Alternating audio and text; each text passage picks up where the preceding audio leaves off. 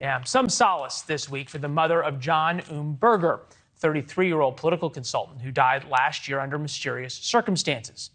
Police found his body in an apartment he was staying at and initially ruled his death a drug overdose. But his phone and wallet were missing, and his family discovered around $20,000 drained from his bank account. Umberger isn't the only one. A month ago, social worker Julio Ramirez was found dead in the back of a taxi cab. His friends and family say his bank account was drained too.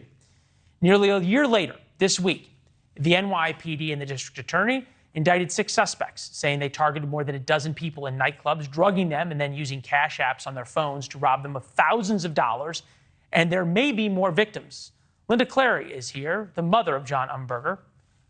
Linda, first of all, I'm so sorry to hear about your son. And at the same time, I can't tell you what an honor it is to his legacy of everything you went through to prove to the police that it wasn't a drug overdose. It's a remarkable tale. Take us through those moments where you were trying to prove that to them and how you did it. Well, there were certain things that just didn't fit with who John was, with the narrative they wanted to convey to us. And so my niece and my 2 sisters, as well as my boyfriend and 3 great friends of John's, all went to New York City soon after hearing of his body being found to retrace his steps and claim his body. And so it was in retracing his steps and discovering certain key things where he didn't show up for the last cab that he ordered, not to mention that we all knew if John had been robbed, John is the last person who would go home in depression and take a bunch of drugs. That's on no level is that what John would do.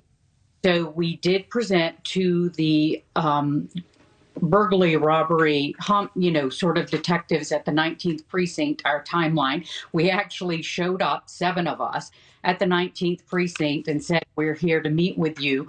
And I think they were kind of shocked. And we basically refused to leave until we met with them. It took 2.5 hours to wait, but we finally sat down, went over, ironically, in the complaint room is where they put us. It was a little room labeled complaint room. And we went in and shared with him our timeline and everything about it, as well as who we knew John to be.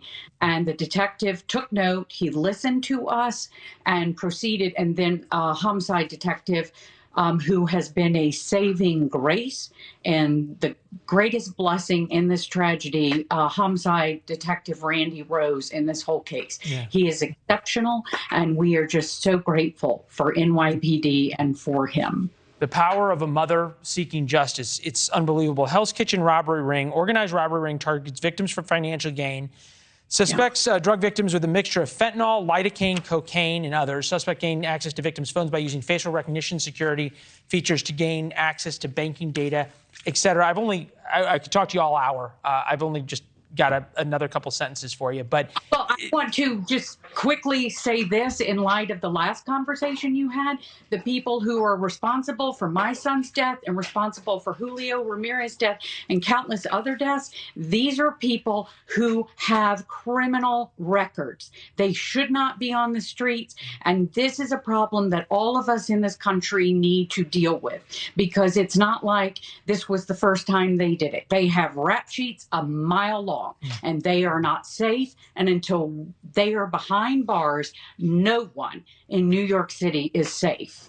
And this is Alvin Bragg's job to keep New Yorkers safe, and he is failing. And I want to make that clear. Oh, you definitely did. You did a better job than I would have done in the last segment. So thank you, ma'am.